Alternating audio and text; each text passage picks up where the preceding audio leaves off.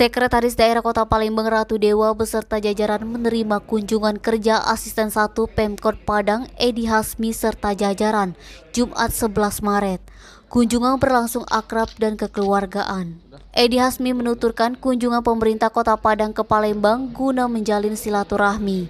Pihaknya juga ingin melihat nuansa Islam yang ada di Kota Palembang, yakni diantaranya Masjid Cinghu dan Kampung Arab. Dia berharap kedepannya akan bekerja sama dengan pemerintah Kota Palembang. Sementara itu, Sekretaris Daerah Kota Palembang Ratu Dewa mengucapkan banyak terima kasih atas kunjungan kerjanya dari pemerintah Kota Padang. Denny, Sumeko TV melaporkan.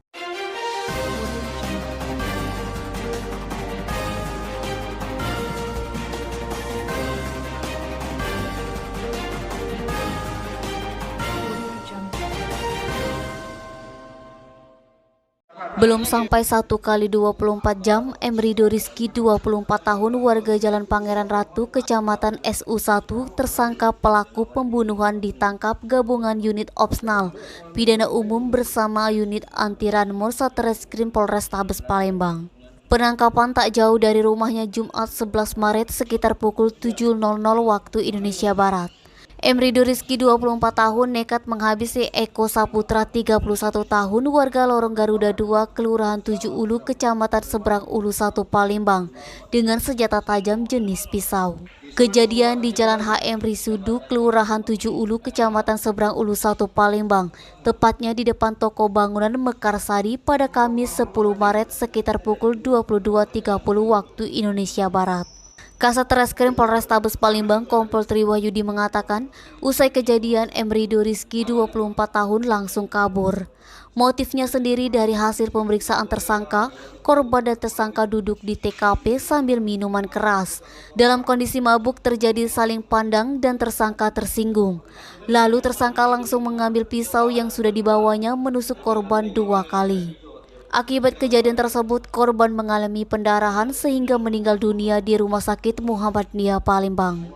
Tersangka akan dikenakan pasal 351 ayat 3 dan pasal 338 dengan ancaman hukuman paling lama di atas 5 tahun penjara. Selain mengamankan tersangka, polisi juga turut mengamankan barang bukti yakni 1 bilah senjata tajam jenis pisau milik pelaku, 2 pasang sendal, 1 buah topi, 1 potongan kayu, serta pakaian yang digunakan korban. Denny, Sumeko TV melaporkan.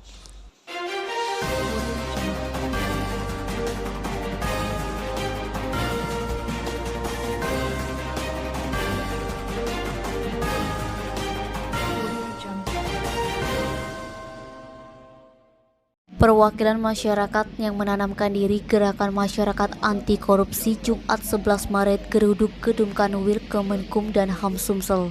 Kedatangan masa aksi tersebut mempertanyakan kebijakan pihak Rutan Kelas 1 Palembang yang telah mengeluarkan Juwarsa, terdakwa kasus korupsi yang diketahui menghadiri resepsi pernikahan anak pada 6 Maret 2022 silam. Rohadi, Ketua Umum Garki, dalam orasinya mengatakan ada dugaan pendiskriminatifan warga binaan dari pihak Rutan Pak Jo terhadap warga binaan lainnya.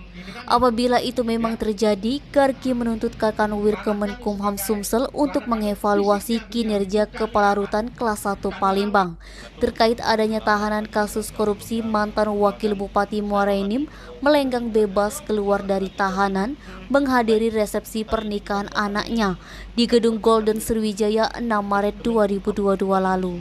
Kabag Umum Kanwil Kemenkum dan HAM Sumsel Herman Sawiran mengatakan bahwa Kanwil Kemenkumham Sumsel tetap mengapresiasi apa yang menjadi tuntutan Garki serta koreksinya terhadap kinerja Kemenkumham Sumsel khususnya untuk Rutan Kelas 1 Pak Jo Palembang. Fadli, Sumeko TV melaporkan.